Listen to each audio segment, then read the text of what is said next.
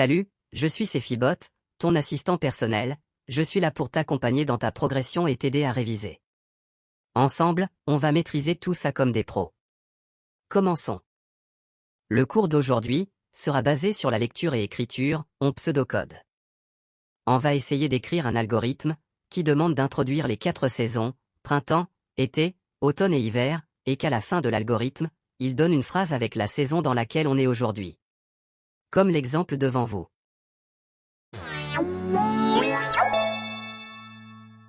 Quelle est la saison la plus froide? Et regardez, si j'exécute directement, on voit bien qu'il écrit, vu qu'on a fait écrire, il affiche bien quelle est la saison la plus froide. Le problème ici, c'est que tant qu'on n'a pas mis de lire, on ne peut pas, on ne peut pas interagir. C'est pour ça que le lire est important. Là, maintenant qu'on a posé la question et que l'utilisateur pourra savoir ce qu'il doit faire, il faut lui dire de lire quelque chose. Et moi ici, je vais mettre lire saison, soit je mets saison 1, soit je mets directement le nom de la variable. Je vais mettre saison 1. Comme ça, c'est plus simple. Je vais mettre la saison 1. Si maintenant je fais ça et que j'exécute, donc quelle est la saison la plus froide? On va voir ici que je vais mettre par exemple l'hiver et c'est bon. J'aurai interagi avec la machine. Pour l'instant, lui, il fait rien, mais au moins je peux interagir grâce au écrire et lire. C'était ça qu'on a vu hier, donc la dernière fois. Ensuite, je fais le deuxième qui est quelle est. C'est comme si dans l'ordinateur, il y a une petite boîte saison 1 et qui a comme donc la variable s'appelle saison 1 et qui a comme valeur hiver. Là, pareil, je vais faire saison 2. Donc, si j'exécute, un petit problème dans... C'est quoi le problème?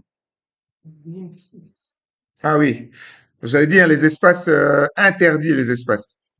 Là, j'ai fait un espace entre dans ma variable. Et donc, lui, il va considérer quoi? Il va considérer, c'est comme s'il y a deux variables.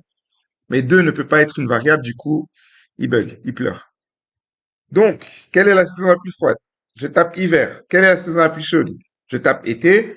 Il faut savoir que j'ai tapé hiver. Hiver va se retrouver dans saison 1. Été va se retrouver dans saison 2. Bien entendu.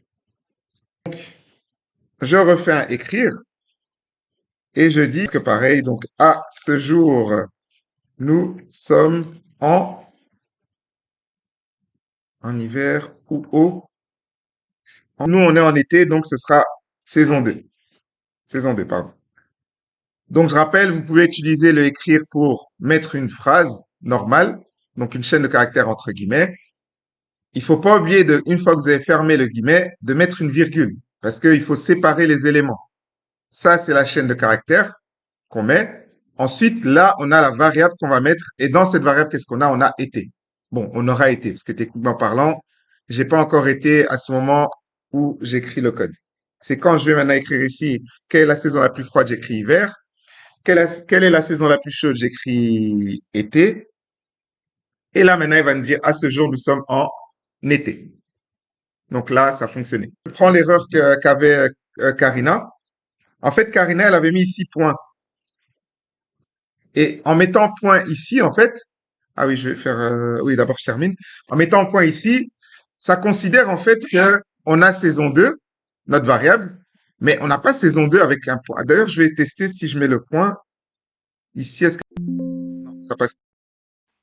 Le point est considéré, ouais, est considéré comme la virgule pour les chiffres, en fait, en soi. C'est comme si tu mettais ici un nom, ici tu mettais genre 14,5. En fait, vu qu'il y a le point, il va considérer que c'est comme si c'est un nombre. Et tu peux pas mettre un nombre en tant que variable. C'est à cause de ça que ça refuse.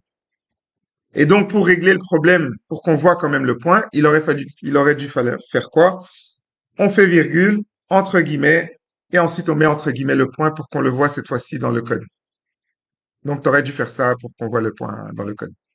Et là, si j'exécute, je mets bien hiver, je mets bien été, et ça me met bien, bon, avec un point, avec un espace, mais on voit bien le point qui est ici. Voilà. Maintenant, on va essayer de créer un algorithme qui demande d'introduire un nombre et qui ressort le carré de ce nombre. Exemple, si j'introduis 10, le résultat doit être 100. Si j'introduis 5, le résultat donnera 25, etc. Comme l'exemple devant vous.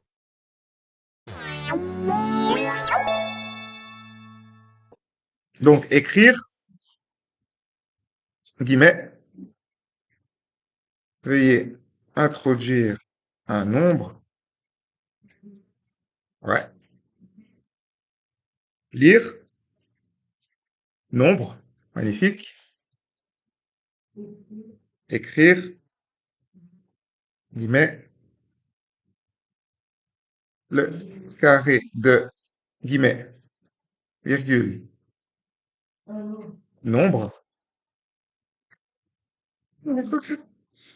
Attends, désolé, j'étais perturbé ici. Donc, nombre, virgule, guillemets, donne, guillemets, virgule, nombre, fois nombre. Et on va tester ça tout de suite. Veuillez introduire un nombre. J'introduis 3. Normalement, le carré de 3, ça fait 9. Il me dit bien que le carré de 3 donne 9. Donc, ça a bien fonctionné. Certains auraient pu faire quoi? J'ai vu que dans certaines versions de certaines personnes hier, certains avaient fait quelque chose comme ça. Donc, ils avaient mis une variable carré qui reçoit nombre fois nombre. Et puis après, qu'est-ce qu'il fait? Ici, au lieu de faire directement le calcul, ils font virgule carré. C'est bon, les deux valeurs, les deux manières sont bonnes, bien entendu. Donc, je vais introduire un nombre. Si j'introduis 5, il me donne bien 25. Je vais garder, bon, je peux garder les deux en vérité. Je vais garder les deux. Attends.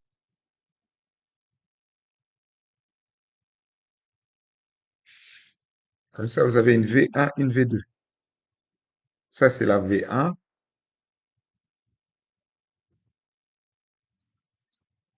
Et en bas, je vais faire la V2.